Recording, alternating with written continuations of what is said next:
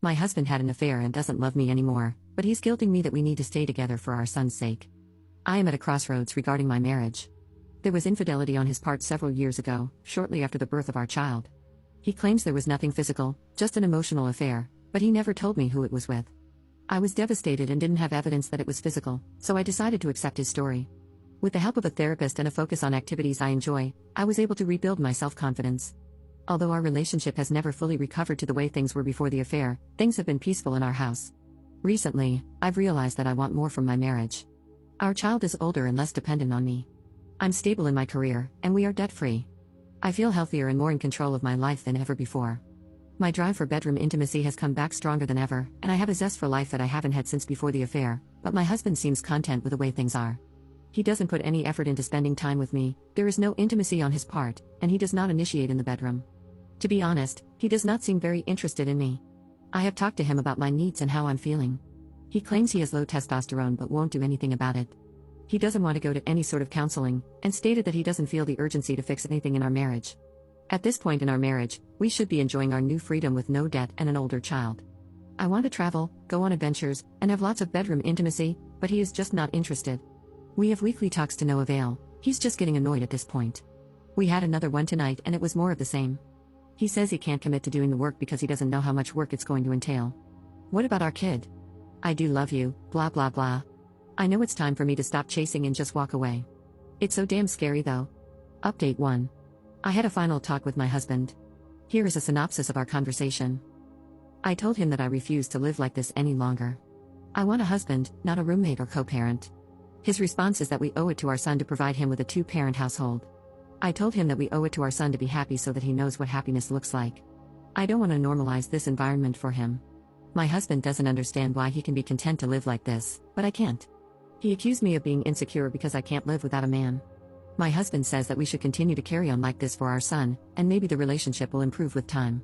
I responded by saying that our marriage has never really been good, and I don't want to go back to that. I want to try to work towards something better. He says that he believes that I like being miserable and asks me several times, why can't you just be happy? My husband then admits to me that he never wanted to get married and have kids, but that is what normal people do, so he went along with it. This was a moment of clarity for me as I always knew something wasn't right about our marriage. I was never settled and always had to fight for my needs. I asked my husband to move out of the house so we can start separation. He refused, saying that it would be too hard on him. I obviously can't leave because I am the main caregiver of our son, and I am not willing to uproot him. When we separate, I'd like my son to continue to have this home as his primary residence. After the moment of clarity came an intense wave of sadness. I am now questioning everything in my life.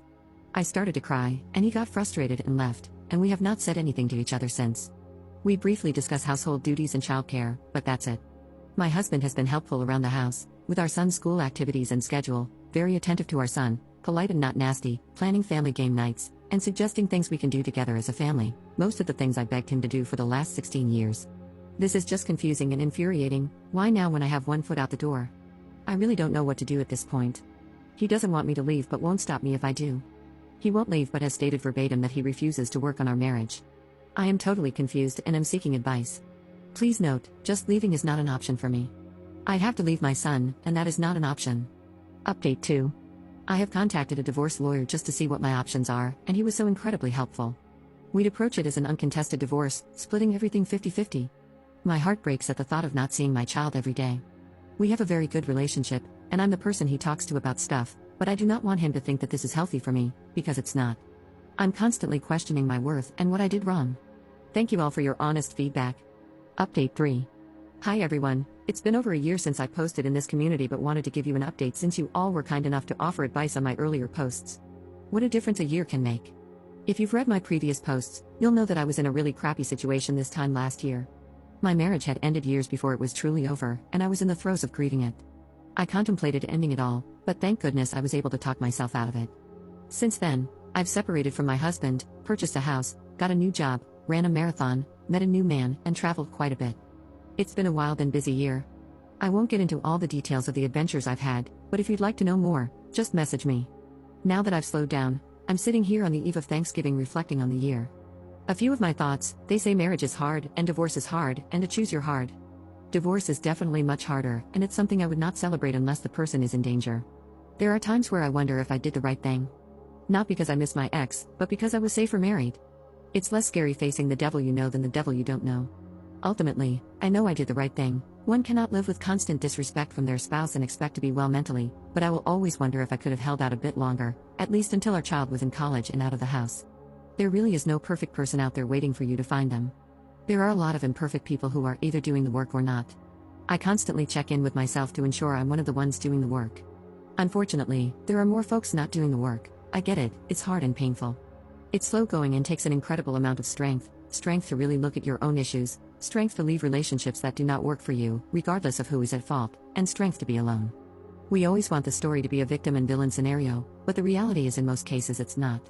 Don't get me wrong, there are times when someone clearly is a victim, but barring abuse, most of the time we are so blinded by our ego that we fail to see the role we play in the demise of our relationships. My ex is not a bad person, he just wasn't the person for me. In my haste to get married and have kids, I ignored this very glaring fact. And in my haste to get over my separation, I ignored that with a new man I got involved with 4 months after my separation was formalized. Which brings me to the present. The new relationship I was in recently ended in a similar way that my marriage ended.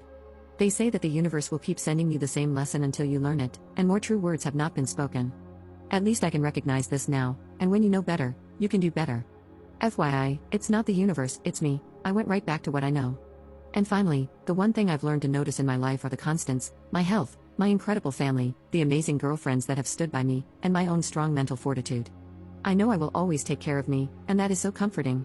Recently, one of my BFFs confided in me that she's thinking about divorcing her husband. She explained the situation to me and then asked me what she should do. I gave her the most honest answer I've ever given anyone in my life: I don't know. I'm not her, and I cannot possibly understand the situation she's in, but I did promise her that whatever decision she made would be the right one for her, and that I would support her 110%. For anyone contemplating a major life change, please know that you really do know what is best for you. Please trust yourself to make the decisions you need to make, knowing that you will be there to take care of yourself. I wish you all the adventures, self-love, and friendship that your heart can handle. Happy holidays and thanks.